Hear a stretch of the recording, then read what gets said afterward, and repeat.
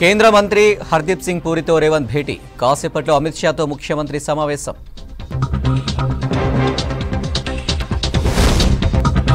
అధికారం పోయిందనే బీఆర్ఎస్ విమర్శలన్న శ్రీధర్ బాబు. ప్రజలు సంతోషంగా ఉంటే ఓర్వడం లేదన్న సీతక్క. కానిస్టేబుల్ నియామకాలకు హైకోర్టు గ్రీన్ సిగ్నల్. 4 వారాల్లో 15,640 పోస్టుల భర్తీకి ఆదేశం. పాలమూరు జిల్లాలో మిల్లర్ల చేతివాటం. రైసు మిల్లులో కోట్ల విలువ చేసే సీఎంఆర్ ధాన్యం మాయం. ఈ నెల 7న కొమరవెల్లి మల్లన్న కళ్యాణం. కనీస సౌకర్యాలు ఏర్పాటు చేయాలంటున్న భక్తులు.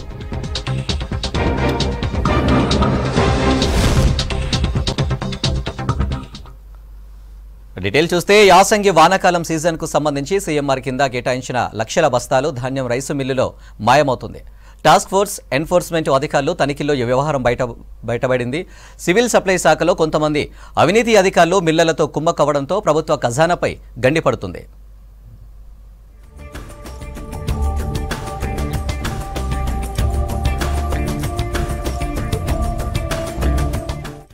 పాలమూరు జిల్లాలో రైసు మిల్లుల యజమానులు అక్రమాలకు పాల్పడడం షరా మామూలుగానే మారింది. చాలా రైస్ మిల్లులలో ధాన్యం మాయమవుతున్నా అధికారులు ప్రేక్షక పాత్ర వహిస్తున్నారు. కేవలం కొన్ని మిల్లులపై మాత్రమే అడపాదడపా దాడులు చేస్తున్నారు. సివిల్ సప్లై అధికారులు చేసిన కొన్ని దాడుల్లోనే కోట్లలో సీఎంఆర్ ధాన్యం మాయమవుతున్నట్లు గుర్తిస్తే పూర్తి స్థాయిలో నిఘా పెడితే వాటి విలువ ఏ మేరలో ఉంటుందో ఊహించవచ్చు.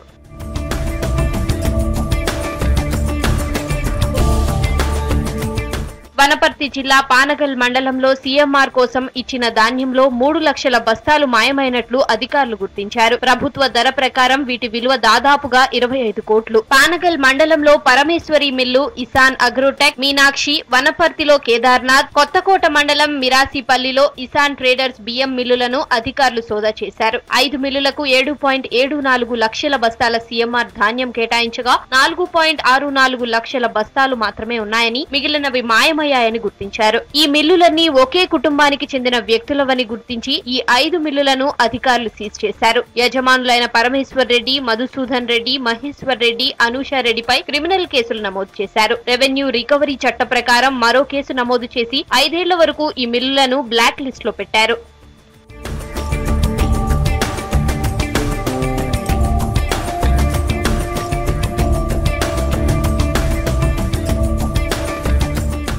నారాయణపేట జిల్లా 6 రైసు మిల్లులపై కేసులు నమోదయ్యాయి. మక్తల్లో 5 రైసు మిల్లులపై కేసులు నమోదు చేశారు. ఇందులో star rice mill, Telangana rice mill, Limra rice mill, Omar rice mill, Mallikarjuna rice మిల్లులను సీజ్ చేశారు. మరికల్లో 3 రైస్ మిల్లులను సీజ్ చేశారు. మహబూబ్ నగర్ జిల్లాలోనూ మిల్లర్లపై కేసులు నమోదయ్యాయి. కొంతమంది మిల్లర్లకు నోటీసులు ఇచ్చారు. సీఎంఆర్ ధాన్యం నిల్వలపై నాగర్ కర్నూలు జిల్లాలో రైస్ మిల్లర్లకు నోటీసులు జారీ చేశారు. సకాలంలో ధాన్యం మిల్లింగ్ చేసి ఫిబ్రవరి నెల చివరి వరకు ప్రభుత్వానికి రైస్ అందించాలని మిల్లర్లకు గడువు విధించారు.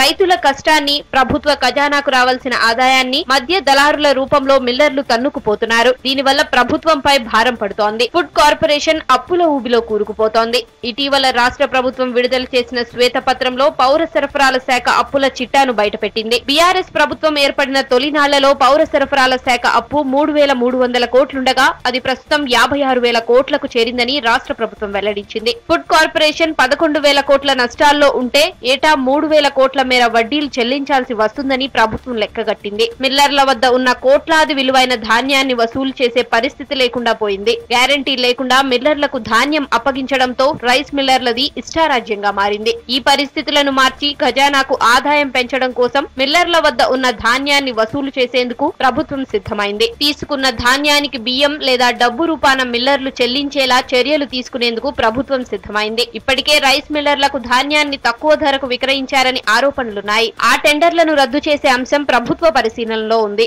నాణ్యత ప్రమాణాలు ఎలా ఉంటాయంటే ప్రభుత్వం వారు ధాన్యం తీసుకునేటప్పుడు చొరవ తీసుకుంటారండి. అధికారులు చొరవ తీసుకొని ధాన్యాన్ని మా మిల్లర్లకు ఇస్తారు. కానీ బియ్యం ఇచ్చేటప్పుడు మాత్రము ఆ చొరవ తక్కువ కనబడుతుంది. కొనేవాళ్ళు సివిల్ సప్లైస్ డిపార్ట్మెంట్, అమ్మేవాళ్ళు తీసుకునే వాళ్ళు ఎఫ్సై డిపార్ట్మెంట్ కాబట్టి సంబంధం లేదు. ఇందులో ఎఫ్సీ వాళ్ళు చాలా ఇబ్బంది పెడుతున్నారు. ఈ విషయంలో కొంచెం సడలిస్తే మాకు చాలా ఇబ్బందులు తగ్గుతాయని మేము కోరుకుంటున్నాము. ఒక క్వింటాల్ వరి ధాన్యం మిల్లర్స్కి ఇస్తే రా మిల్లరు 67 కిలో బియ్యం సీఎంఆర్ కింద డెలివరీ చేసేది ఉంటుంది. అదే బాయిల్ మిల్లరు ఒక క్వింటాల్ వరి ధాన్యానికి 68 కిలోలు అతను రిటర్న్ ఇచ్చేది ఉంటుంది గవర్నమెంట్కు. ప్రస్తుతం నార్మల్ జిల్లాకు సంబంధించిన వాళ్ళకు 41,490 మెట్రిక్ టన్స్ బియ్యము నిల్వలు కలవు. దాదాపు మనకు 10 నెలల వరకు సరుకు ఉన్నది. ఆరుగాలం కష్టపడి వ్యవసాయం చేసిన రైతులకు గిట్టుబాటు కావడం లేదు. ప్రభుత్వానికి ఆదాయం రావడం పక్కన పెడితే పౌర సరఫరాల శాఖ అప్పుల ఊబిలో కూరుకుపోతోంది. అక్రమ వ్యాపారం చేసే రైస్ మిల్లర్లు మాత్రం కోట్లకు పడగలెత్తుతున్నారు. కోవిడ్ వేవ్లో వణికిపోయిన ఉమ్మడి ఆదిలాబాద్ జిల్లాలో తాజాగా కరోనా కొత్త వేరియంట్ దడ పుట్టిస్తోంది. JN1 వేరియంట్కి వ్యాప్తి లక్షణాలు ఉండడం ముప్పు వెంటాడుతుంది. మహారాష్ట్రలో కోవిడ్ కేసులు ఎక్కువగా నమోదయ్యాయి. మహారాష్ట్ర సరిహద్దు జిల్లా కావడంతో ఆదిలాబాద్ రిమ్స్ హాస్పిటల్లో ముందస్తు ఏర్పాట్లు చేయాలని డిమాండ్ వ్యక్తమవుతుంది.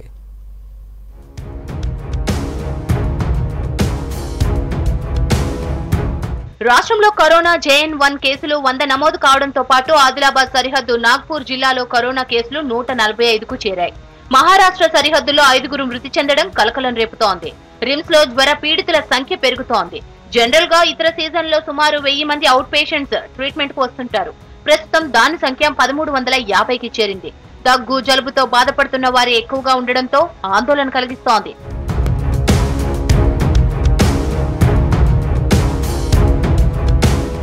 ఆదిలాబాద్, నిర్మల్, ఆసిఫాబాద్ జిల్లాల సరిహద్దుల నుంచి మహారాష్ట్రకు రవాణా సౌకర్యాలు ఉన్నాయి. కోవిడ్ ఫస్ట్, సెకండ్ వేవ్ సమయంలో ప్రతిరోజు రాకపోకలే జిల్లాలో కరోనా వ్యాప్తికి కారణంగా కనిపించింది. తాజాగా మహారాష్ట్రలో JN1 కేసులు జిల్లా వాసులను వణికిస్తోంది. గతంలో కరోనా సోకిన వారికి JN1 త్వరగా వచ్చే ప్రమాదం ఉందని వైద్యులు హెచ్చరించారు.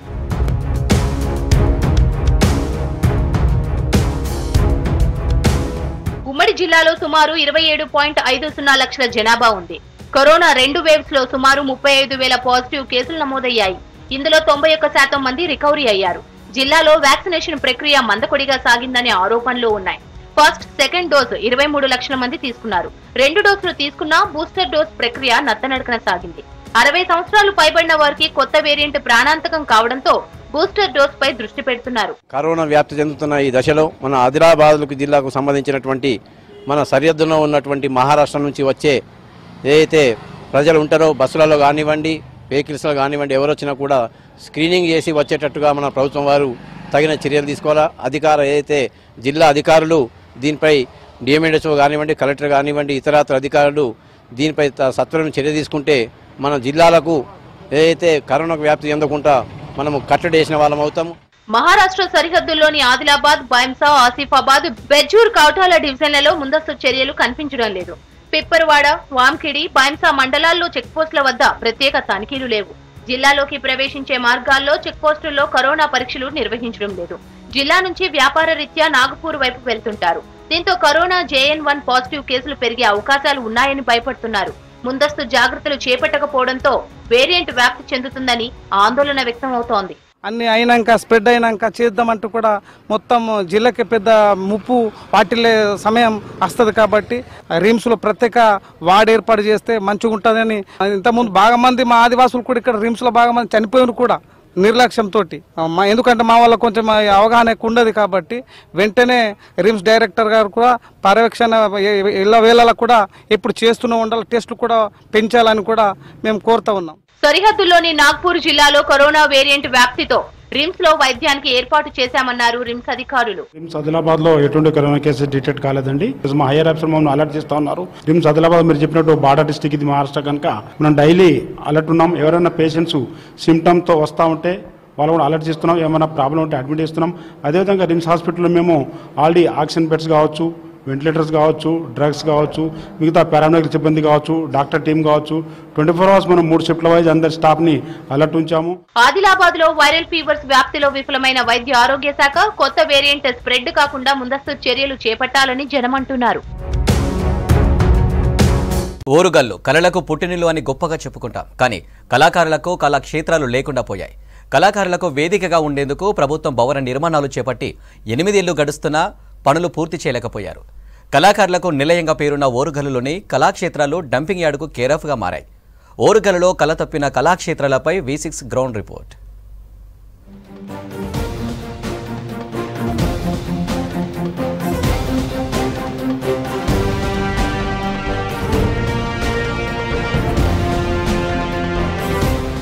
కళలకు పుట్టినిల్లు ఓరుగల్లు. కళాకారుల కోసం ప్రభుత్వం 8 ఏళ్ల కిందట కోట్లాది రూపాయలు వెచ్చించి కాళోజీ కళాక్షేత్రం నిర్మాణం చేపట్టింది. ఆ పనులు నేటికి కొనసాగుతూనే ఉన్నాయి. మరి కళాకారులు ఏమంటున్నారు, వరంగల్ నగరవాసులు ఏం చెప్తున్నారు, ఓసారి తెలుసుకునే ప్రయత్నం చేద్దాం.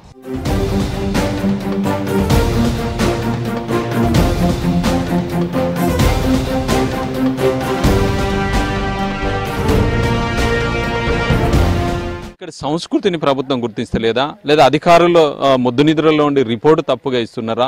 కోట్ల రూపాయల నిధులు కేటాయించి సంస్కృతిని, మనకున్నటువంటి ఒక కల్చర్ను ప్రతిబింబించేటువంటి ప్రపంచ దేశాలు ఎంతో నాగరికత ఉన్నటువంటి కాకతీయుల యొక్క సంస్కృతి కళలకు నిలయమైనటువంటి ఓరుగల్లు కళాకారులను ప్రోత్సహిస్తామనే అట్టహాసంగా ఏర్పడినటువంటి ఒక కాళోజీ కళాక్షేత్రాన్ని ఎందుకు నిరుత్సాహపరిచి, ఎందుకు అది దాని నిర్మాణంలో జాప్యం జరుగుతుందో అధికారులు ముద్దు నిద్ర లేచి ఇప్పుడు వచ్చినటువంటి కొత్త ప్రభుత్వం దృష్టికైనా తీసుకువెళ్ళాలి. కళలకు కానాచి అయినటువంటి ఓరుగల్లును తీసుకున్నట్లయితే, ఓరుగల్లు అనేది కాకతీయులు ఏర్పరచుకున్నటువంటి గొప్ప నగరం. ఈ నగరం అనేది కళలకు, ఎంతోమంది కళాకారులకు సుప్రసిద్ధమైనది. ఆ ఉద్దేశంతోనే వరంగల్లో ఎన్నో చారిత్రాత్మక కట్టడాలు, వారసత్వ సంపదలు కూడా ఉండడం జరిగినది. మనకి ఇక్కడ వరంగల్ ప్రాంగణంలో ఉన్నటువంటి పోతన ఆడిటోరియం కనుక తీసుకున్నట్లయితే చాలా సంవత్సరాల కింద నిర్మించినటువంటి ఆడిటోరియం. సో ఈ పోతన ఆడిటోరియం అనేది వివిధ రకాలైనటువంటి కళాకారులకు వివిధ ప్రోగ్రామ్స్ కోసం కావచ్చు, వాళ్ళకు ఉన్నటువంటి కార్యక్రమాల గురించి కావచ్చు వారికి ఇచ్చేది. కానీ ఈనాడు పోతన ఆడిటోరియం అనేది ప్రభుత్వం సంబంధించినటువంటి 2 విభాగాలుగా విభజించి దాన్ని వేరే పనులకు వాడుకోవడం జరుగుతున్నది. ఇప్పుడు ఉన్నటువంటి కొత్త ప్రభుత్వం అధికారంలోకి వచ్చింది. పాత ప్రభుత్వం వాటిని ఎక్కడైతే పూర్తిగా అసంబద్ధంగా ఉన్నాయో, అవి ఎక్కడెక్కడ లోపాలు జరిగినాయో ఆ లోపాలన్నింటినీ పరిశీలించుకొని ఏ కళాక్షేత్రంలో ఒక ప్రోగ్రాం ఇద్దామన్నా కూడా వితిన్ మినిట్లో స్టార్ట్ చేసేటట్టు అన్ని రకాల వసతులు కల్పించి వాటిని కూడా ప్రజలు సందర్శనార్థం మంచి మంచి చేసినట్లయితే, విద్యార్థుల సందర్శనార్థం కావచ్చు, ప్రజల సందర్శనార్థం ఆహ్లాదకరమైన వాతావరణం కనుక ఏర్పరిచినట్లయితే రేపు పొద్దున కళలకు కానాచి అయినటువంటి వరంగల్ నుంచి ఎంతో మంది కళాకారులు మళ్ళీ పుట్టుకురావడానికి ఆస్కారం ఉంటుంది. గల్లుగల్లు ఓరుగల్లు సర్వకళలకు పుట్టినటువంటి గొప్ప పేరు ప్రతిష్టలు కలిగినటువంటి ఓరుగల్లు జిల్లాలో కళాకారులకు వేదికలు చాలా కరువైపోయినాయి. పోతన ఆడిటోరియం అది చెత్త చెదారంతో డంప్ యార్డ్గా మారిపోయింది. అట్లాగే పోచమ్మలో ఉన్నటువంటి కాంప్లెక్స్ కూడా పిల్లర్ల వరకే పరిమితమై కళాకారులకు ఆదరణ లేకుండా ఓరుగల్లు నట్టనడమన ఉన్నటువంటి గడ్డ మీద ఉన్నటువంటి అనేక మంది కళాకారులు కూడా వేదికలు లేక తమ కళలను ప్రదర్శించేటువంటి పరిస్థితులు లేక ఇబ్బందులు పడుతూ ఉన్నారు. అంతరించిపోతున్న కళలకు జీవం పోయడానికి ఈ రాష్ట్ర ప్రభుత్వం తక్షణమే చర్యలు తీసుకొని హనుమకొండలో ఉన్నటువంటి నేరెళ్ల వేణుమాధవ్ కళా ప్రాంగణం గొప్పగా తీర్చిదిద్దే దిశలో ప్రయాణించాలని. రవీంద్ర భారతి కంటే టాప్ మోస్ట్ కళాక్షేత్రము కాళోజీ కళాక్షేత్రం అని చెప్పడం జరిగింది. బహుశా అయి ఉండొచ్చు, కానీ కంటికి కనబడతలేదు, ఇంపుగా లేదు, ఇంకా కొంత కంపుగానే ఉన్నది.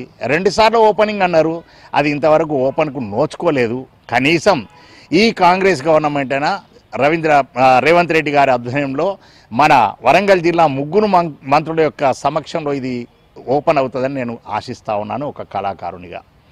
ఎందుకనంటే మాటికి అవుతున్నది అని 3 నెలల్లో నేను కంప్లీట్ చేస్తా అని కేసీఆర్ గారు అన్నారు. ఇప్పుడు 3 ఏళ్ళు అయిపోయింది, 8 ఏళ్ళు అవుతా ఉన్నది. దయచేసి ఇప్పటికైనా పిల్లల యొక్క కళలు మొత్తం నిదర్శనంగా, మొత్తం ఉదార స్వభావంగా ప్రజలకు అంకితం చేయాలి అనంటే ఈ కాళోజీ క్షేత్రం వెంటనే ఓపెన్ చేయాలా. చూసారు కదా, వరంగల్ నగరంలోని పోచమ్మదం సెంటర్లో ప్రభుత్వం చేపట్టిన కల్చరల్ కాంప్లెక్స్ పనులు అర్ధాంతరంగా నిలిచిపోవడంతో పిచ్చిముక్కలతో నిండిపోయిన పరిస్థితి కనబడుతుంది. ఈ నిర్మాణం పనులు చేపట్టడంతో పాటు హన్మకొండలోని కాళోజీ కళాక్షేత్రం నిర్మాణం పనులలో వేగవంతం చేసి కళాకారులకు ఉపయోగంలోకి తీసుకురావాలని వరంగల్ నగర వాసులు కోరుతున్నారు. వీడియో దశరథతో అశోక్ న్యూస్ వరంగల్.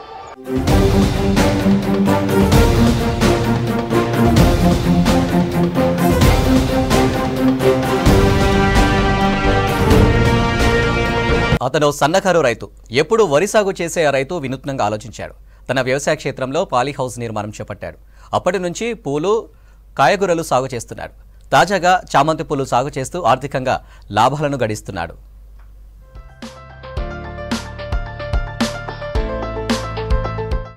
నిజామాబాద్ జిల్లా మాక్లూరు గ్రామానికి చెందిన గిరిజన రైతు గంగారాం నాయక్ తన 2.5 ఎకరాల వ్యవసాయ భూమిలో వరి సాగు చేసేవాడు. కొండ పరిసర ప్రాంతాల్లో తన భూమి ఉండడంతో పంటల దిగుబడి తగ్గింది. నీటి ఎద్దడి కూడా అతన్ని వినూత్నంగా ఆలోచించేలా చేసింది. 2016లో తన వ్యవసాయ భూమిలోని 1/2 ఎకరం స్థలంలో పాలీ హౌస్ నిర్మించాడు. దానికోసం 16,90,000 వెచ్చించాడు. ప్రభుత్వం 90% సబ్సిడీ ఇవ్వడంతో ఉత్సాహంగా పాలీ హౌస్ లో సాగు మొదలుపెట్టాడు. రకరకాల పూలు, కూరగాయలు, ఆకుకూరలు సాగు చేశాడు. డ్రిప్ ఇరిగేషన్ పద్ధతిలో మొక్కలకి నీరందిస్తున్నాడు. తన పాలీ హౌస్ లో పూలు, ఆకుకూరలు, గలెండ పూలు, టమాటా, దొండకాయ, బీరకాయ, చిక్కుడుకాయ, కీరదోస లాంటి తీగ జాతి కాయగూరలు పండించాడు. కోవిడ్ సమయంలో 2 సంవత్సరాల పాటు దాదాపు 3.5 లక్షల వరకు నష్టపోయాడు గంగారాం. సాగుని ఆపేశాడు. తిరిగి గత సంవత్సరం పాలీ హౌస్ ని క్లీన్ చేసి పూల సాగు మొదలు పెట్టాడు. 1,80,000 పెట్టుబడి పెట్టి తాజాగా 1/2 ఎకరంలో చామంతి పూల సాగు చేస్తున్నాడు. 6 నెలల క్రితం వేసిన పంట చేతికొచ్చింది. గత డిసెంబర్ నెల నుంచి పూలు కోసి మార్కెట్లో విక్రయిస్తున్నాడు. చామంతి పూల పంట 5 నుంచి 6 నెలల వ్యవధిలో చేతికొస్తుందంటున్నాడు గంగారాం. నెలకు 4 నుంచి 5 కోతల వరకు పూలొస్తాయని, ప్రతి నెల క్వింటాల నుంచి క్వింటాల్నర పంట కోస్తామని తెలిపాడు. సమయం కేటాయించి కష్టపడే వారికి పాలీ హౌస్ తో లాభాలుంటాయంటున్నాడు. ప్రస్తుతం చామంతి సాగుతో తాను కాస్త కోలుకున్నానని అన్నాడు. నేను గత 2012వ సంవత్సరంలో నాకు పాలీ హౌస్ ఇది వచ్చింది. నేను సబ్సిడీ ధర దీన్ని పెట్టుకున్నాను. నాకు 90% సబ్సిడీ వచ్చింది దీనికి. కాబట్టి దీంట్లో నేను ఫస్ట్లో ఈ చామంతి పూలే పెట్టినప్పుడు కొద్దిగా రేట్లు తగ్గినుండే. దీన్ని కూరగాయలు పెడితే రేట్ వస్తే కూరగాయలు వస్తలేవు, కూరగాయలు వచ్చినప్పుడు రేట్ వస్తలేదు. కాబట్టి ఇబ్బంది అయింది. ఇబ్బంది అయినప్పుడు ఏం చేసినా మళ్ళీ పూల వైపు మొగ్గు చూపించిన. ఎందుకంటే నాకు స్టార్టింగ్లో పూలు మంచిగా వచ్చినాయి కాబట్టి దీంట్లో మళ్ళీ పువ్వులే పెడదాము, దీంట్లో అధిక లాభం వస్తుంది. పసుపు, తెలుపు రంగుల చామంతులకు ఇప్పుడు సీజన్ నడుస్తుంది. కార్తీక మాసం, అయ్యప్ప పూజలు, క్రిస్మస్, నూతన సంవత్సర వేడుకలు, సంక్రాంతి ఇలా పండుగలన్నీ కలిసి రావడంతో ఆమ్దాని పెరిగిందంటున్నాడు గంగారాం. ప్రస్తుతం మార్కెట్లో చామంతి పూలు కిలోకి 160 రూపాయల ధర పలుకుతుంది. ఉమ్మడి నల్గొండ జిల్లా కృష్ణపట్టె ప్రాంతంలో మిర్చి ఎక్కువగా పండుతుంది. 100 ఎకరాల్లో రైతులు ఎండుమిర్చిని సాగు చేస్తారు. ఈసారి అకాల వర్షాలతో పాటు చీడపీడల దెబ్బకు పంట భారీగా నష్టపోయింది. ఉన్న పంటను మార్కెట్కు తీసుకొస్తే తూకంలో తేడాతో దళారులు దోచుకుంటున్నారని అన్నదాతలు ఆవేదన వ్యక్తం చేస్తున్నారు.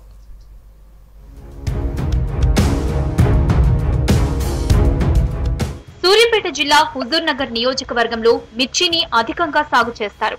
మఠంపల్లి, చింతలపాలెం, మేళ్లచెరువు సహా కృష్ణపట్టె ప్రాంతాల్లో మిర్చి ఎక్కువగా పండిస్తారు. ఆయా మండలాల్లో దాదాపు 12,500 ఎకరాల మిర్చి పంటలు వేశారు రైతులు. అకాల వర్షాలకు మిర్చి తోటలు దెబ్బతినడంతో పాటు పండిన పంటకు సరైన గిట్టుబాటు లేక ఆవేదన వ్యక్తం చేస్తున్నారు.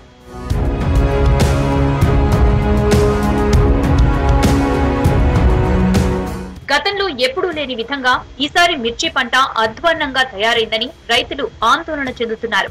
పెట్టిన పెట్టుబడి కూడా వచ్చే పరిస్థితి లేదంటున్నారు.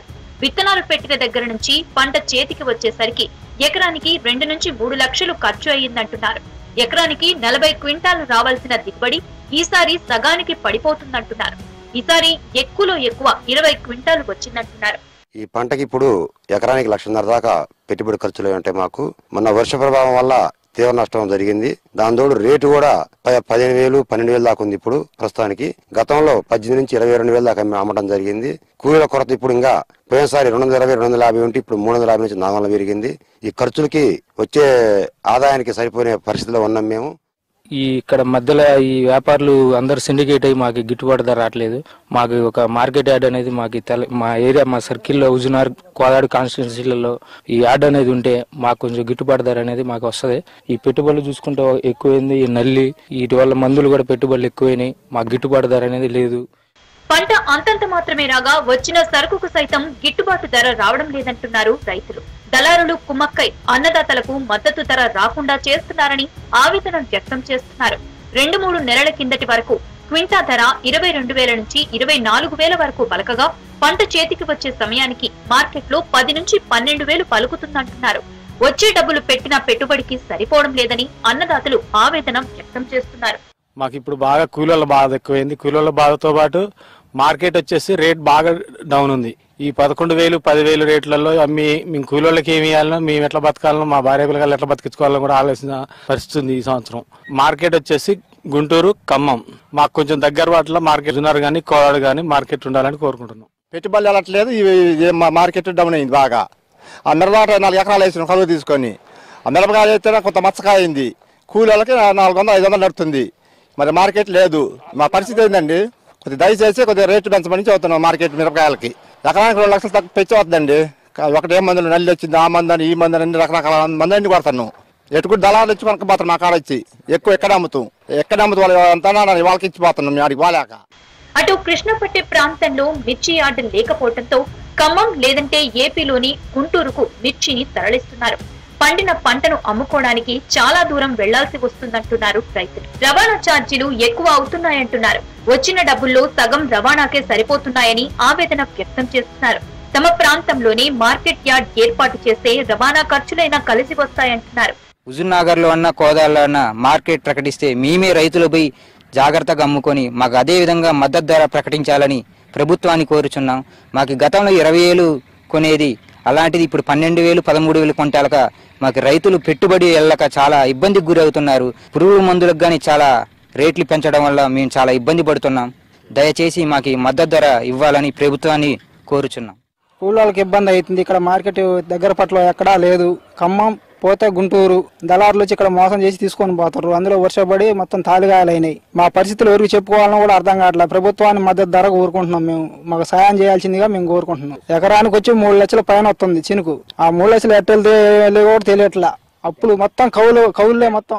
గత ప్రభుత్వంలో మిర్చి రైతుల చేతులకు బేడీలు వేసిన పరిస్థితి ఉండేదని, ఈ ప్రభుత్వమైనా మిర్చికి మద్దతు ధర కల్పించి ఆదుకోవాలని అన్నదాతలు కోరుతున్నారు. ఖమ్మం జిల్లా కొనుచెర్ల మండలం అంజనాపురం గ్రామ సమీపంలో ఉన్న గోద్రేజ్ పామాయిల్ ఫ్యాక్టరీని పరిశీలించారు వ్యవసాయ శాఖ మంత్రి తుమ్మల నాగేశ్వరరావు. రైతులకు పరిహారం ఇప్పటి వరకు ఎందుకు చెల్లించలేదంటూ కంపెనీ నిర్వాహకులను ప్రశ్నించారు. ఆయిల్ ఫ్యాక్టరీ నిర్మాణ జాప్యంపై అసంతృప్తి వ్యక్తం చేశారు మంత్రి తుమ్మల.